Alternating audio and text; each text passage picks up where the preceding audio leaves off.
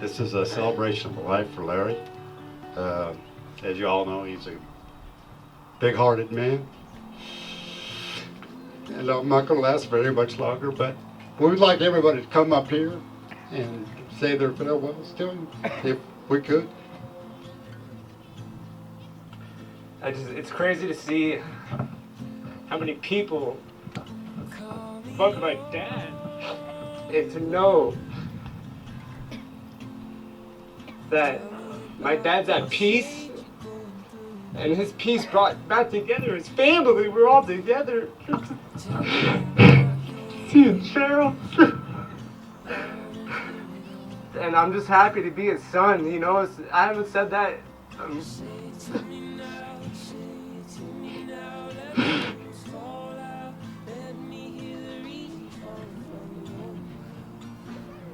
I'm proud to be his son. I think he would be very proud of me and his family. I think he really would. No, not think. I know he would. I know he would. My earliest memories are of my dad taking me, getting McDonald's and going down and feeding the homeless. Like, he always fed. He always wanted to take care of everyone. He'd always give random strangers random jobs, let random people stay at our house. Like scary people. But my dad, you know, he taught me to be kind, he taught me to be strong. And I love him, and it's just very weird. I'd like to start off by saying that my dad is not gone. I was talking to Chris about it. I don't know what it is about nature, but there's something about it that, I don't know, is magical. Every time I see the trees or the butterflies or just the sky or the sun, I just feel him. Like, I know he's there.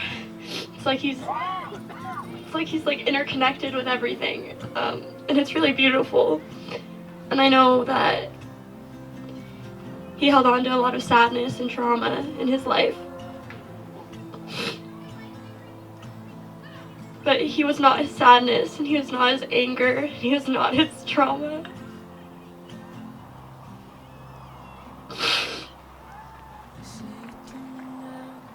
He was Larry, he was kind, he was goofy, he was sensitive, he had the biggest heart, he was always wanted to help people. And sometimes he didn't help himself.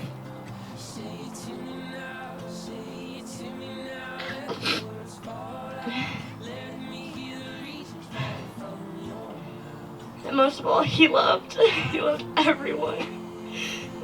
He loves all of us so much. And I'm glad that now he's at peace and he's happiness and he's happy. And I think he's his truest self.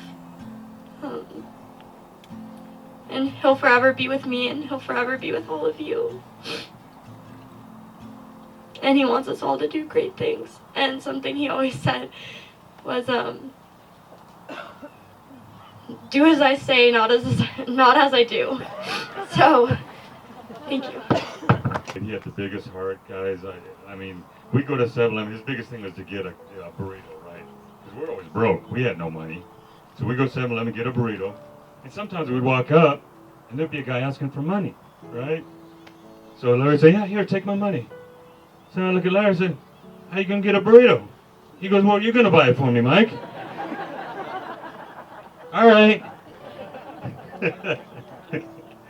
Yeah, he was a great guy, and I'm going to miss him dearly.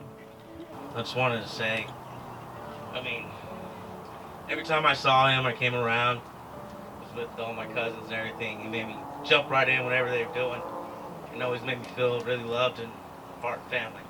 Whenever I had an ant problem, I called him up and said, Uncle Larry, you know, when you got time, can you come help me out? 6 a.m. he's banging at my door. Come on, wake up, call my phone. I'm like, oh, God. Okay, do that, gets down, and we just sit there for like 3 hours talking. Just about everything. He's always just loved to hear whatever I had to say, and just so much love. I mean, he just loved how everybody was here. It's just so joyful.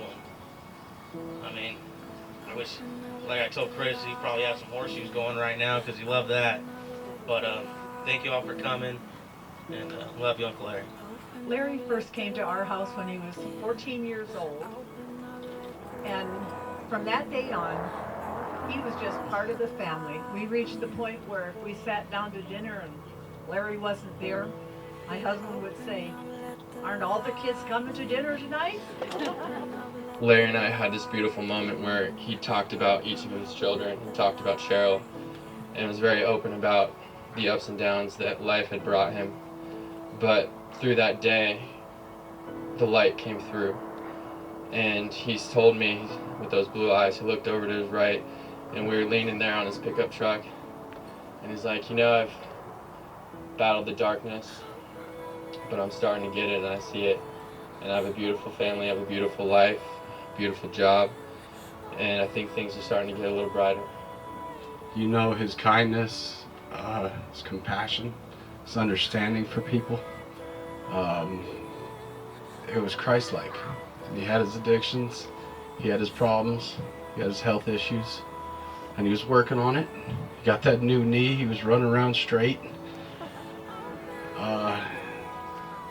He was a great friend, and I'm really gonna miss him. Probably the hardest thing is walking out of that door the other day. And one of the greatest things was to see these four together, because I know how bad he wanted that. And I love you guys, I'm here for you. Thank you guys, thank you for coming. My dad, he used to always sing, we used to always sing You Are My Sunshine. It's like a classic. And I think in his passing, what has been really cool is knowing that, Dad, like, you are the sunshine now, and you are a part of it. So one thing I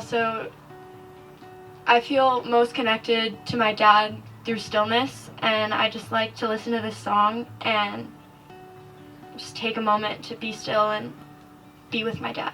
So. You are my sunshine, my only sunshine. You make me happy when skies are gray. You'll never know, dear, how much I love you. Please don't take my sunshine away.